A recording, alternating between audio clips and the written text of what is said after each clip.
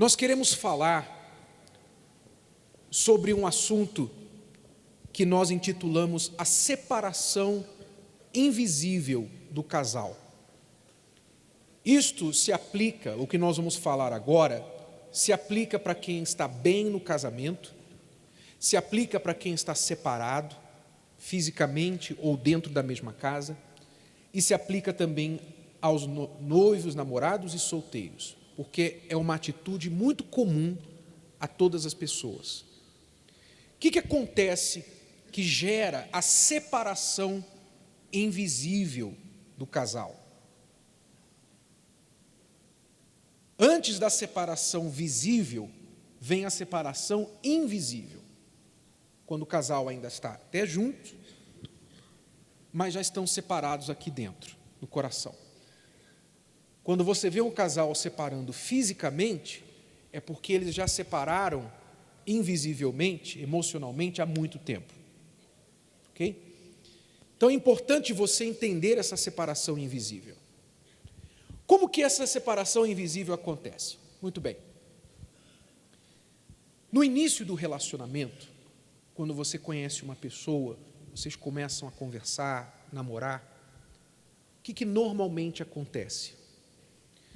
Você começa a perceber todos os pontos positivos da pessoa.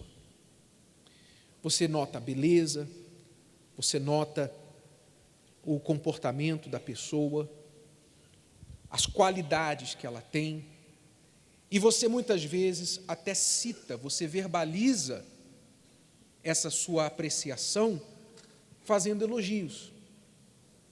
E você, quando encontra, você fala, poxa, você está tão bonita hoje, gostei da sua roupa, gostei do seu cabelo.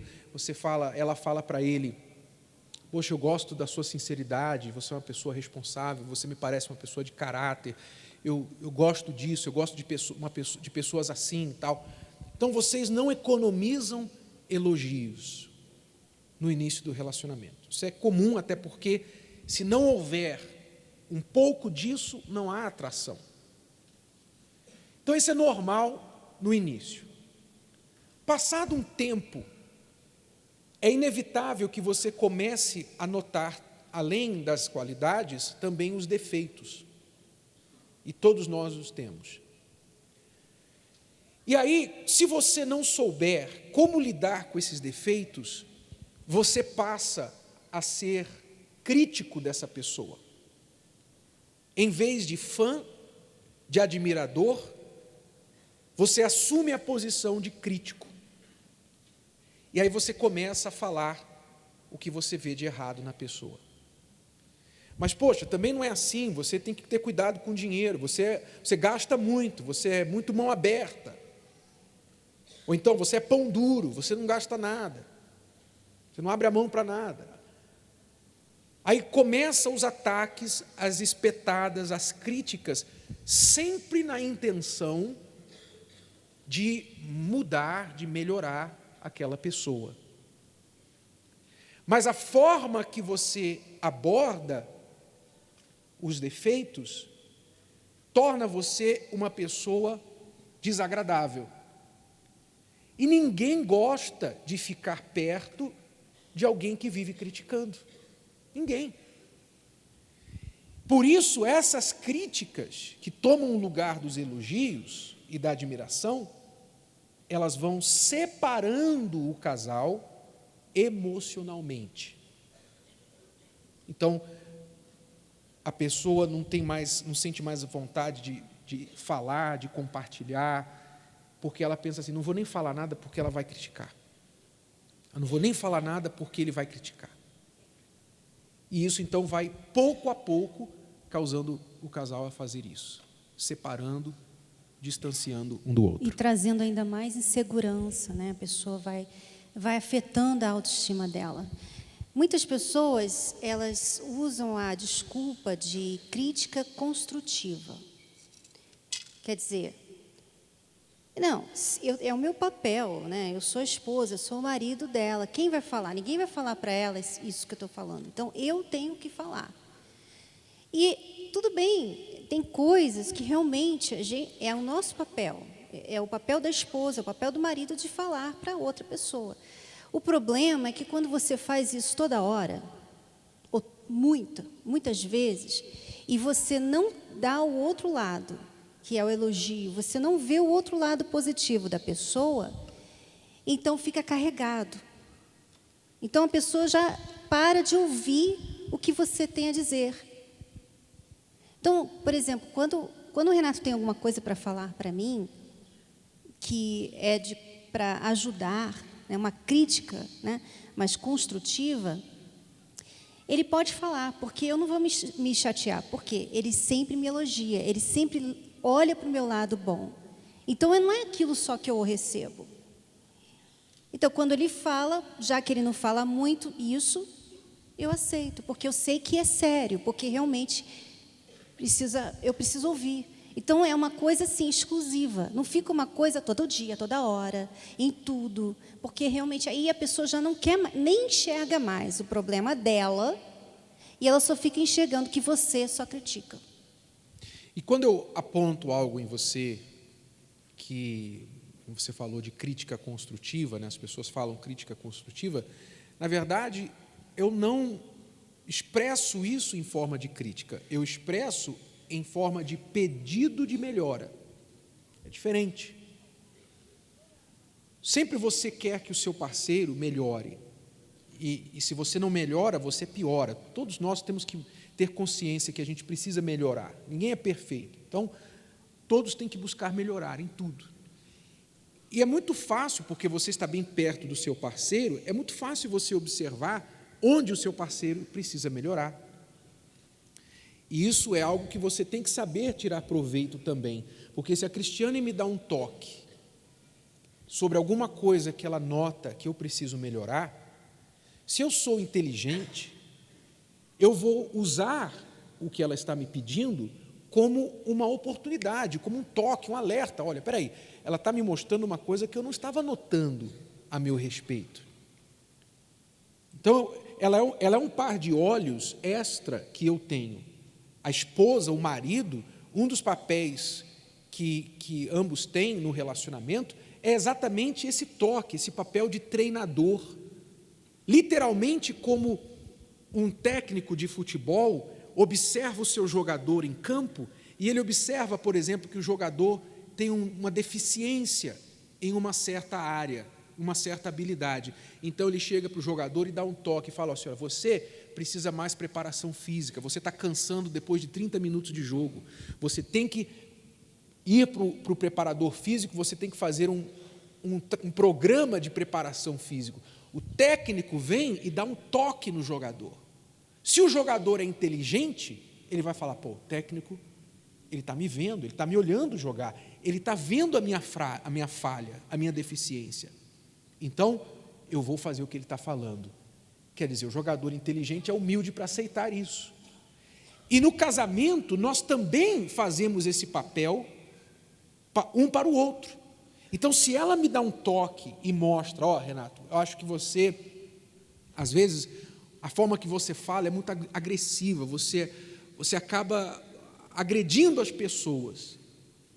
E eu, na hora que estou falando, não percebo isso. Mas ela me dá o toque. E ela me dá o exemplo: ó, aquele dia você fez isso, olha, ontem você fez aquilo, da outra vez, você lembra, também você fez isso, olha o que aconteceu, olha o resultado que você fez.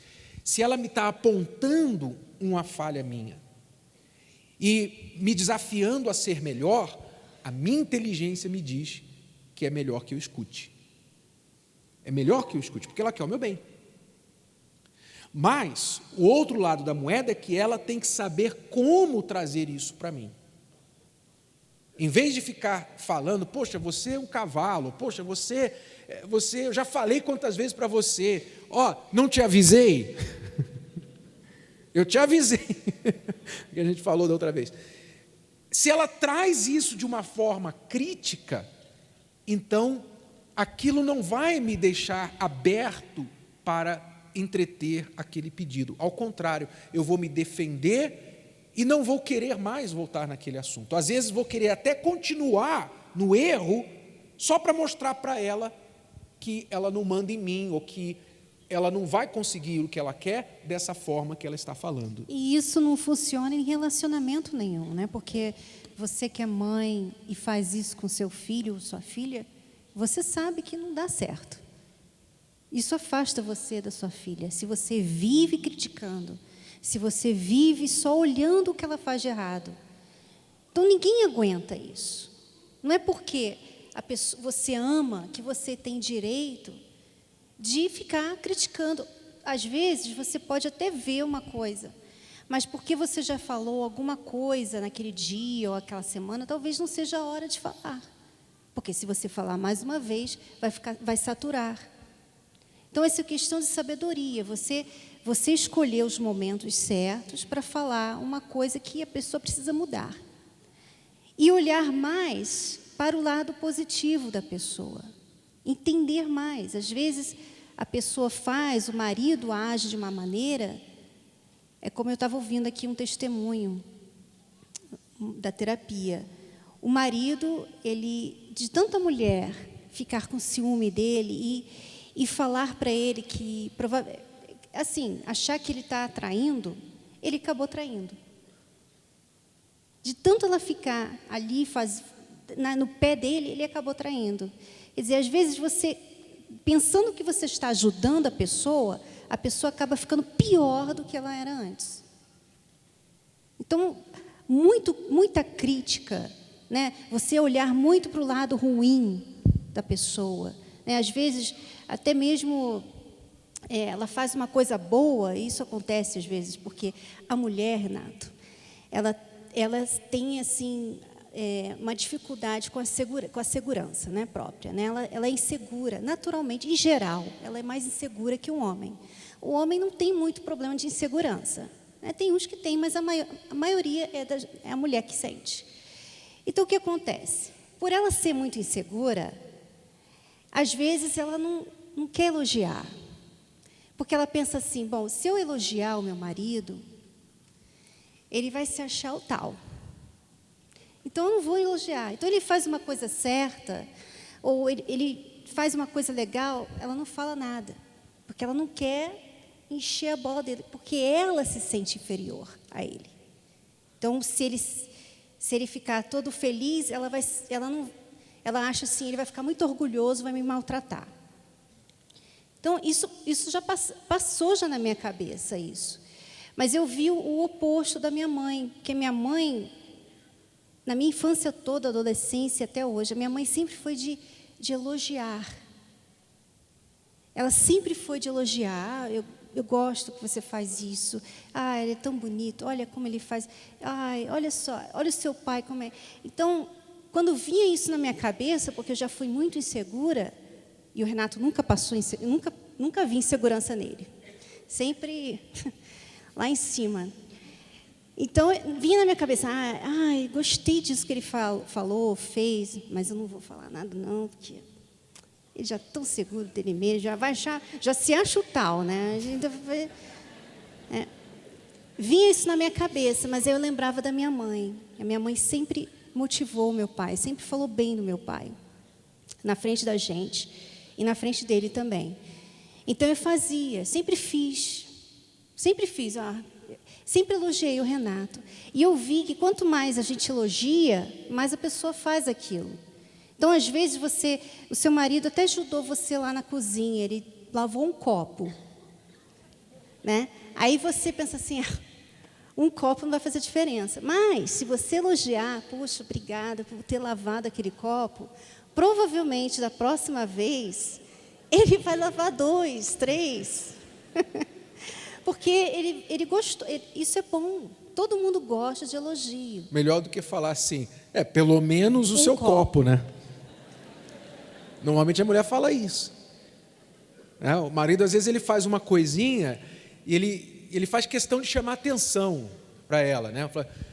Trocou a lâmpada lá que estava 6 meses queimada. Aí ele vai lá, troca a lâmpada e fica esperando para ver se ela nota, né? Fica esperando, ela passa, ele faz questão de acender a luz para ver que ela nota. Aí, ao invés dela falar, puxa, meu amor, que maravilha, muito obrigado, puxa, que legal, que bom ter você aqui, olha, poxa. Não, ela fala, Até que enfim, hein? Olha, 6 meses. Oh, enquanto você está nesse embalo aí, lá na garagem, aí começa. Pronto, aí o cara já... Então, realmente funciona. Você, em vez de apontar o defeito, você ser uma achadora ou um achador de defeitos, você ser um achador de qualidades. Achar a pessoa fazendo certo, em vez de ficar achando que ela está fazendo errado, e exaltar o certo, porque a pessoa vai sentir vontade de fazer mais. Eu tenho mais uma coisa para falar. Vamos lá. E uma das maneiras que eu consegui vencer as minhas inseguranças foi através dos elogios do Renato. Porque quando eu comecei a sair do meu casulo e tal, comecei a me descobrir, as poucas coisas que eu comecei a fazer, ele vinha e elogiava. Ai, gostei, Bessa, olha, você escreveu aquilo, foi muito legal, olha, adorei o seu livro, ele fez questão de ler o meu livro. Então, ele foi me motivando a fazer mais. Olha, eu ouvi uma pessoa falar que gostou muito do seu livro e tal. Então, aquilo me ajudou. Aquilo me ajudou. A melhor coisa que tem para vencer as nossas inseguranças é ouvir o feedback das pessoas de que a gente não é aquilo que a gente pensa que é. Elas não veem aquilo na gente. E a melhor pessoa para fazer isso é o seu marido, a sua esposa, né? Uma vez eu lembro que a gente ia fazer um lançamento do meu livro e eu não tinha ainda o hábito de pegar o microfone e fazer reunião. Eu comecei isso aqui no Brasil, né?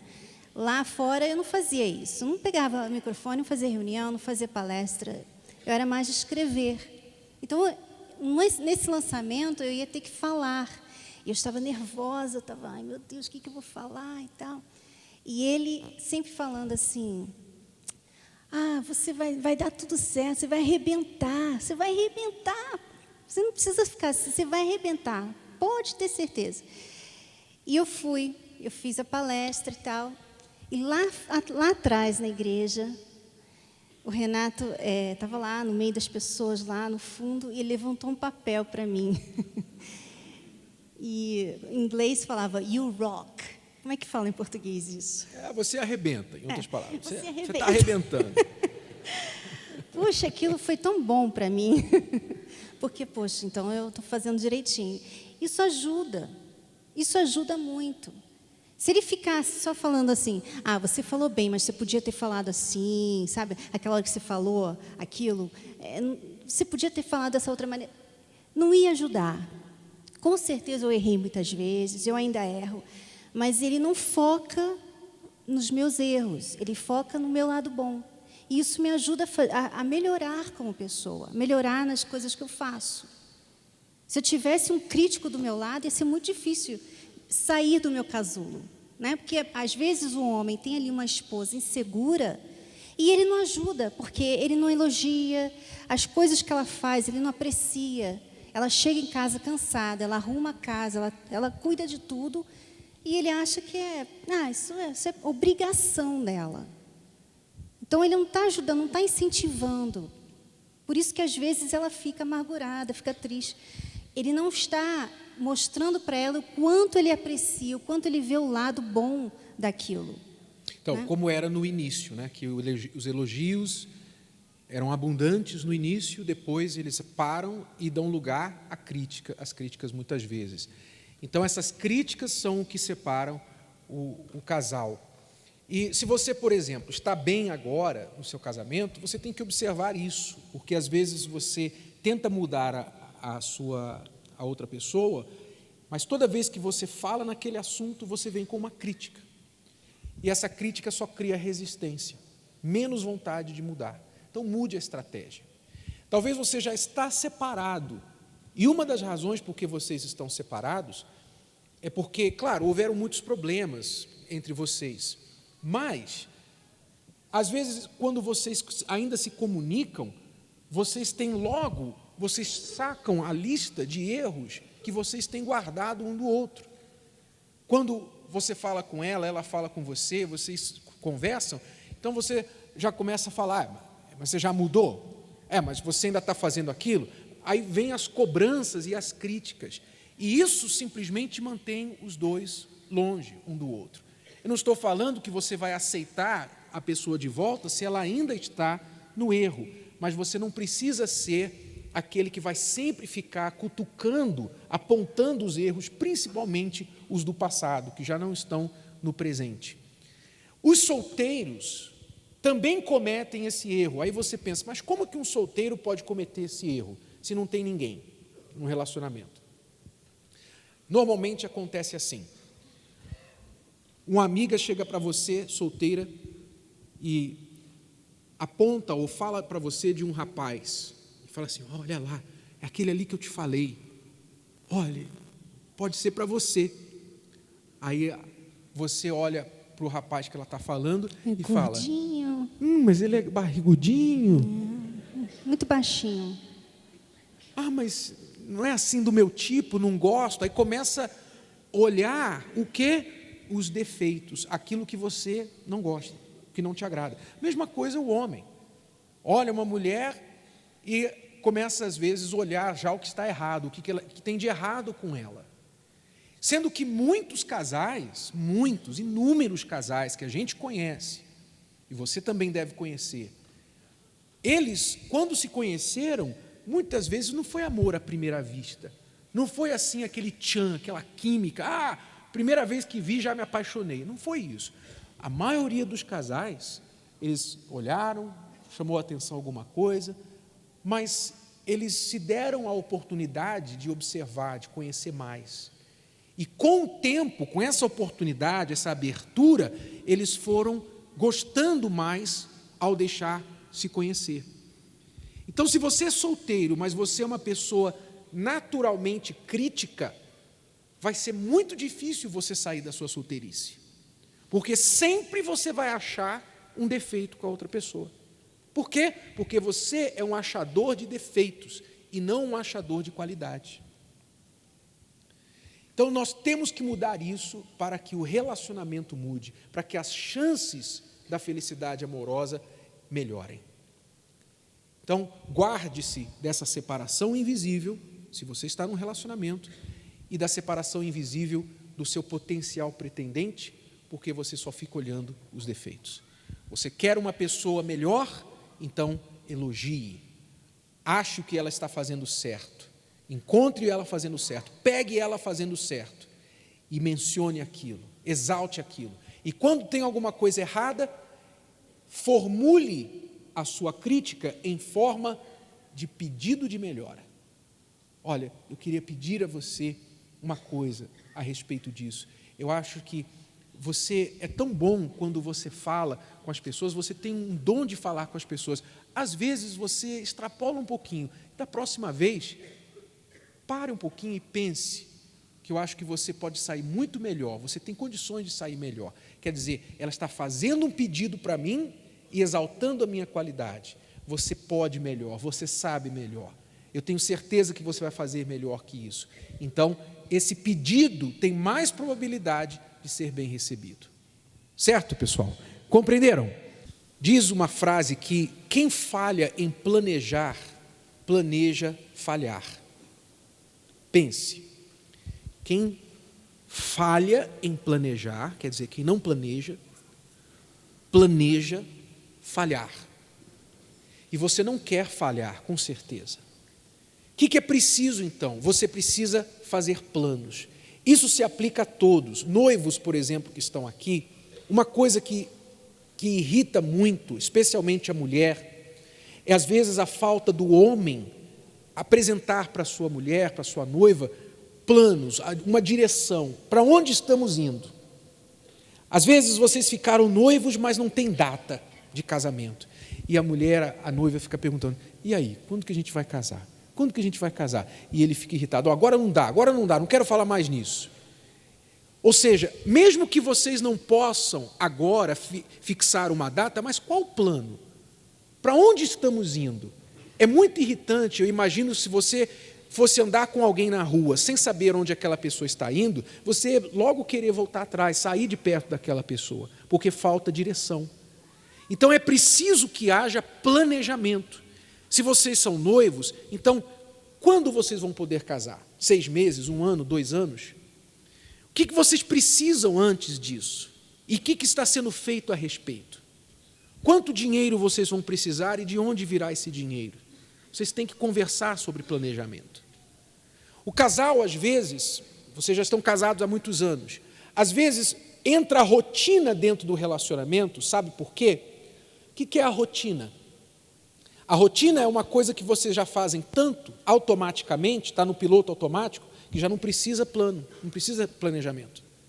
Então o casal entra numa rotina. E aí, essa rotina pode trazer outros problemas no relacionamento. O que é preciso para sair dessa rotina? Planejamento. O marido reclamou para a esposa e falou assim: poxa, desde que a gente casou, a gente nunca mais saiu uma vez, só nós dois. Sempre que a gente faz alguma coisa é com as crianças. Quer dizer, para ela estava bem porque ela priorizava as crianças, mas ele estava dando falta do momento deles a dois. O que é preciso para esse momento acontecer? O que é preciso? Planejamento. Olha, sábado que vem, a gente vai deixar as crianças com a sua mãe ou com a minha mãe e a gente vai em tal lugar. Estão aqui os tickets do filme, vamos fazer isso. Um planejamento, uma coisa tão simples. Questão de dinheiro, vocês brigam de dinheiro muitas vezes, por quê? Porque falta planejamento. Onde vocês querem chegar economicamente? Qual o objetivo econômico de vocês? Não tem planejamento. Então, esta semana, a sua atitude da semana vai ser fazer algum tipo de plano com respeito à sua vida amorosa. Tá bom? Você vai conversar com o seu parceiro, e se você é uma pessoa ainda sozinha, você vai fazer algum planejamento que venha melhorar as suas chances, as suas oportunidades de se tornar uma pessoa que um dia vai estar num relacionamento. Qual é a sua atitude da semana, então? Fazer algum tipo de planejamento. Não importa quão grande ou pequeno. Talvez você queira dominar o mundo. Como é que a gente vai dominar o mundo? Você tem um plano desse tamanho, ou talvez você tenha um plano pequenininho. Não importa. Importa que você faça o plano e que vocês criem esse hábito de planejar.